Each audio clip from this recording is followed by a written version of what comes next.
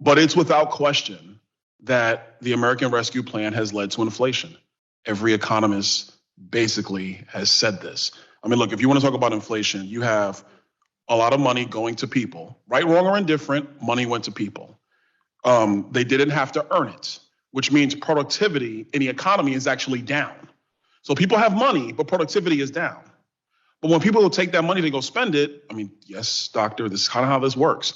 When they take the money to go spend it in an economy where productivity is down because there's not enough supply of goods and services available, prices then go up in response because productivity is down, but everybody's got money.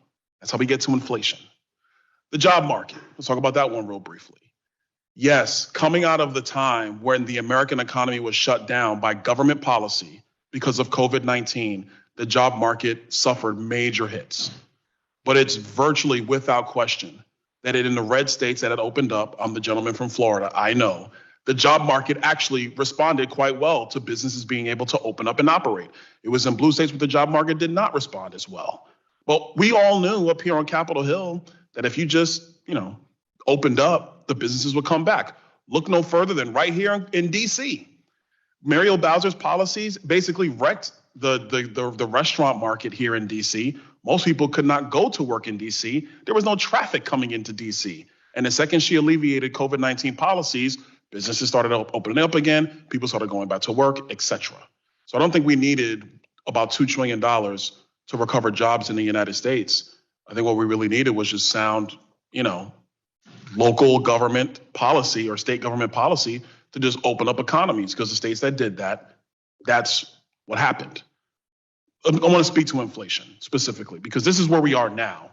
The trip down memory lane was cool. One thing I will say about the states and local governments is that when the American Rescue Plan came through, I know myself and several of the members were looking for an Excel spreadsheet about what states and localities actually needed and what they perceived were going to be the shortfalls in their budget.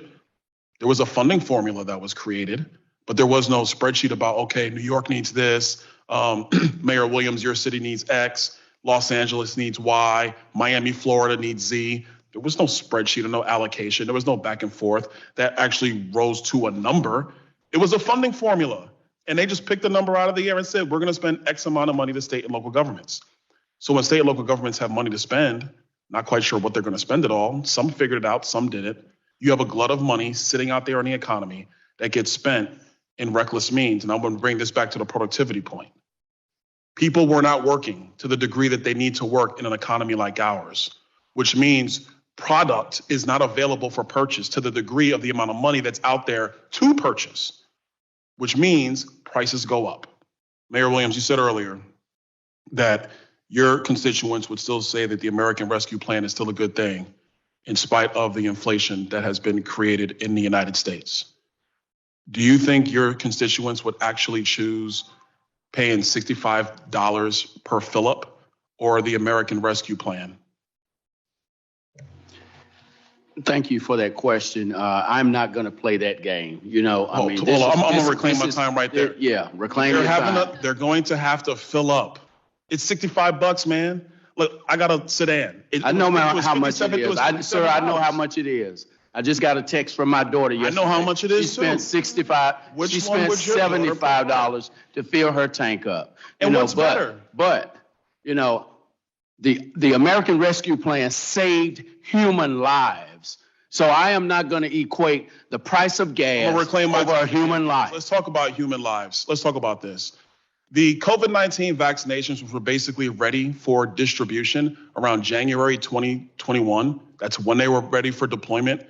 They were deployed out in a systematic fashion. If you look at the deployment rate per day of COVID-19 vaccines, there was no change in the rate per day between the Trump administration and the Biden administration. There was no change. As a matter of fact, the Biden administration was slow in vaccine deployment. They had to actually drop the FEMA sites that they were doing because it was the most inefficient way. They actually had to follow the Ron DeSantis model, which was actually giving it to pharmacies so they can deploy the vaccines in a much more efficient manner. Thanks, Mr. Chairman. This was fun. I yield back. The gentleman's time has expired, and now we're